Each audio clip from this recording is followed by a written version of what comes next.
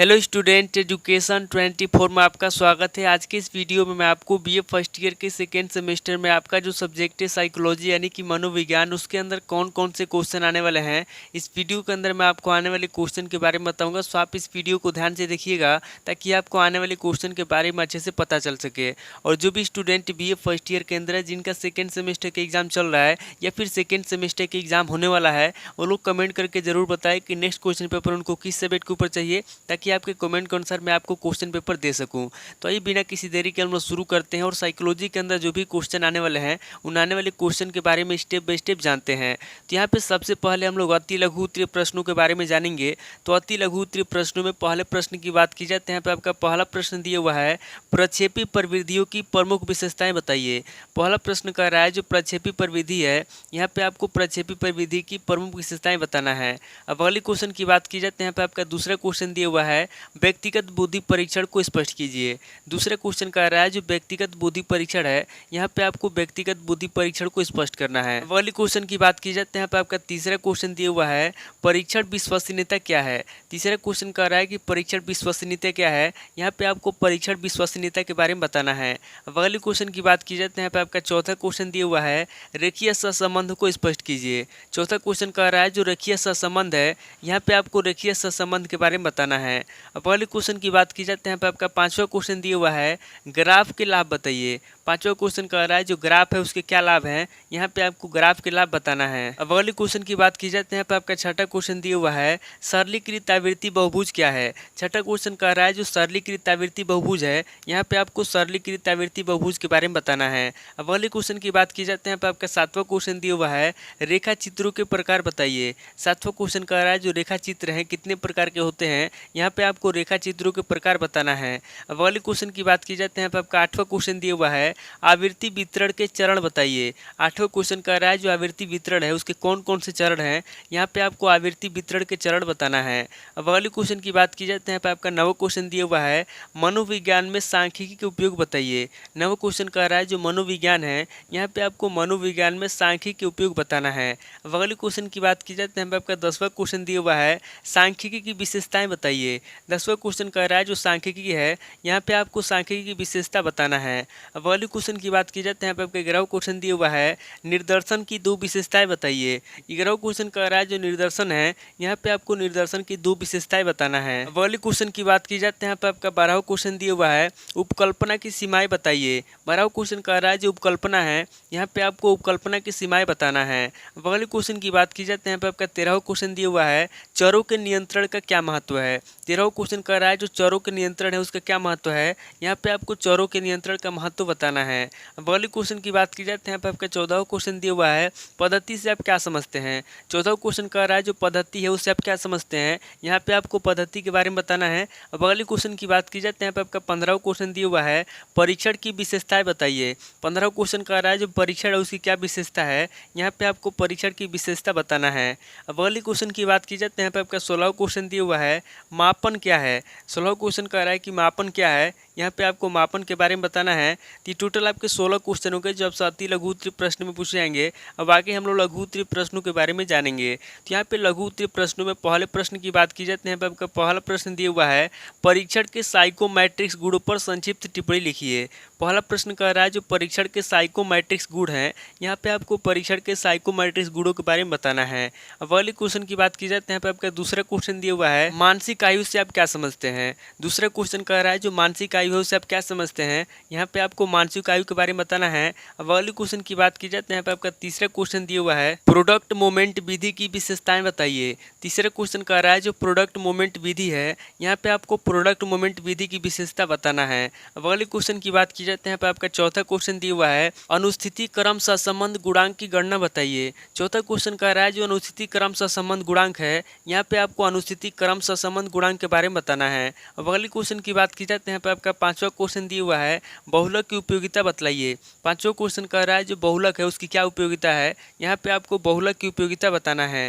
अब अगले क्वेश्चन की बात की जाए तो यहाँ पे आपका छठा क्वेश्चन दिया हुआ है, माध्यिका के दोष संक्षेप में बतलाइए। छठा क्वेश्चन कह रहा है जो माध्यिका है उसके क्या क्या दोष हैं, यहाँ पे आपको माध्यिका के दोषों को संक्षेप में बतलाना है। अब अगले क्वेश्चन की बात की जाए तो यहाँ पे आपका सातवां क्वेश्चन दिया हुआ है, केंद्रीय प्रवृत्ति के उद्देश्य बताइए। सातवां क्वेश्चन कह रहा है जो केंद्रीय केंद्रीय प्रवृत्ति है उसके क्या उद्देश्य हैं, यहाँ पे आपको केंद्रीय प्रवृत्ति के उद्देश्य बताना है। अब अगली क्वेश्चन की बात की जाए तो यहाँ पे आपका 8वां क्वेश्चन दिया हुआ है, बहुलांक की विशेषताएं बताइए। 8वां क्वेश्चन कह रहा है जो बहुलांक है उसकी क्या विशेषता है, यहाँ पे आपको बहुलांक की विशेषता बताना है। अब अगली क्वेश्चन की बात की जाए तो यहाँ पे आपका 9वां क्वेश्चन दिया हुआ है, प्रतिशत पद का महत्व बतलाइए। 9वां क्वेश्चन कह रहा है जो प्रतिशत पद है यहाँ पे आपको प्रतिशत पद का महत्व बतलाना है। अब अगली क्वेश्चन की बात की जाए तो यहाँ पे आपका 10वां क्वेश्चन दिया हुआ है, प्रतिशत का महत्व लिखिए। 10वां क्वेश्चन कह रहा है जो प्रतिशत है उसका क्या महत्व है, यहाँ पे आपको प्रतिशत का महत्व लिखना है।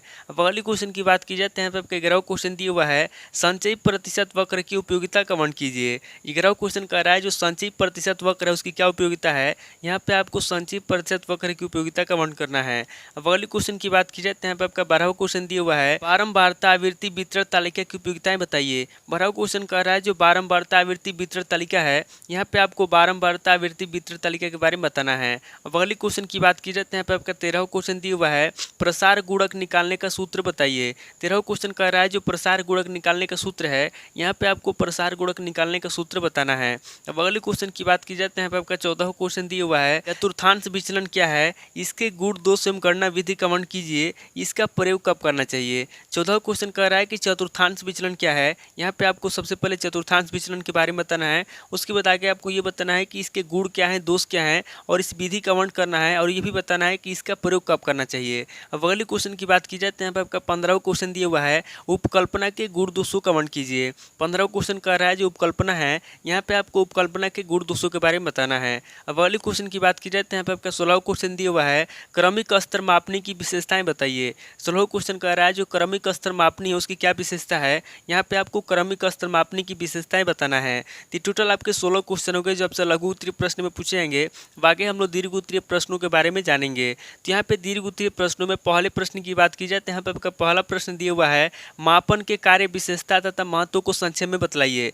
पहला प्रश्न कह रहा है जो मापन है यहाँ पे आपको मापन के कार्य बताना है, विशेषता बताना है तथा उसके महत्व को संक्षेप में समझाना है। अब अगले क्वेश्चन की बात की जाए तो यहाँ पे आपका दूसरा क्वेश्चन दिया हुआ है, चर किसे कहते हैं, इसके विभिन्न प्रकारों का वर्णन कीजिए। दूसरा क्वेश्चन कह रहा है कि चर किसे कहते हैं, यहाँ पे आपको सबसे पहले चर के बारे में बताना है, उसके बाद आगे आपको इसके विभिन्न प्रकारों का वर्णन करना है। अगले क्वेश्चन की बात की जाए तो यहाँ पे आपका तीसरा क्वेश्चन दिया हुआ है, उपकल्पना को परिभाषित कीजिए एवं सामाजिक अनुसंधान में इसके महत्व को स्पष्ट कीजिए। तीसरा क्वेश्चन कह रहा है कि उपकल्पना को परिभाषित कीजिए, यहाँ पे आपको सबसे पहले उपकल्पना की परिभाषा लिखना है, उसके बाद आगे आपको सामाजिक अनुसंधान में इसके महत्व के बारे में बताना है। अब अगले क्वेश्चन की बात की जाए तो यहाँ पे आपका चौथा क्वेश्चन दिया हुआ है, सांख्यिकी को परिभाषित कीजिए तथा मनोविज्ञान में इसके महत्व की विवेचना कीजिए। चौथा क्वेश्चन कह रहा है जो सांख्यिकी है यहाँ पे आपको सबसे पहले सांख्यिकी की परिभाषा लिखना है, उसके बाद आगे आपको मनोविज्ञान में इसके महत्व की विवेचना करना है। अब अगले क्वेश्चन की बात की जाए तो यहाँ पे आपका पांचवा क्वेश्चन दिया हुआ है, सामान्य संभाव्य वक्र विशेषताओं एवं उपयोगों का वर्णन कीजिए। पांचवा क्वेश्चन कह रहा है जो सामान्य संभाव्य वक्र है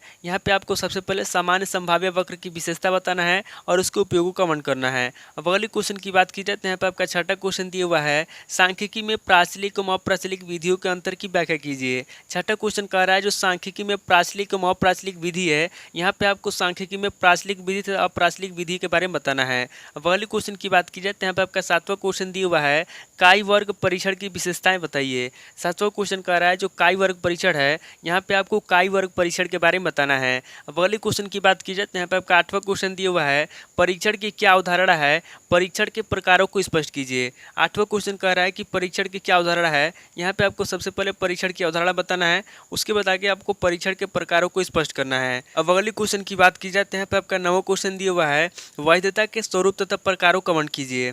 नवा क्वेश्चन कह रहा है जो वैधता है यहाँ पे आपको वैधता के स्वरूप बताना है तथा उसके प्रकारों का वर्णन करना है। अब अगले क्वेश्चन की बात की जाए तो यहाँ पे आपका 10वां क्वेश्चन दिया हुआ है, कैटेल के संस्कृति मुक्त बुद्धि परीक्षण की व्याख्या कीजिए। 10वां क्वेश्चन कह रहा है जो कैटेल के संस्कृति मुक्त बुद्धि परीक्षण है यहाँ पे आपको कैटेल के संस्कृति मुक्त बुद्धि परीक्षण के बारे में बताना है। अब अगले क्वेश्चन की बात की जाए तो यहाँ पे आपका 11वां क्वेश्चन दिया हुआ है, 16 पीएफ परीक्षण विधि का वर्णन कीजिए। 11वां क्वेश्चन कह रहा है जो 16 पीएफ परीक्षण विधि है यहाँ पे आपको 16 पीएफ परीक्षण विधि के बारे में बताना है। तो टोटल आपके 11 क्वेश्चन हो गए जो आपसे दीर्घ उत्तरीय प्रश्न में पूछे जाएंगे। तो इस वीडियो के अंदर मैंने आपको अति लघु उत्तरीय प्रश्न, लघु उत्तरीय प्रश्न और दीर्घ उत्तरीय प्रश्न तीनों तरह के प्रश्नों के बारे में बता दिया। आप इन तीनों तरह के प्रश्नों को नोट कर लीजिए और किसी किताब से सीरीज से मिलाकर के याद कर लीजिए। तो दोस्तों आज इस वीडियो को मैं पे स्किप करता हूँ, मिलता हूँ आपसे नेक्स्ट वीडियो में। अगर आपको वीडियो अच्छा लगा तो वीडियो को लाइक कीजिए, शेयर कीजिए और कमेंट करके बताइए कि आपको नेक्स्ट वीडियो किस टॉपिक के ऊपर चाहिए।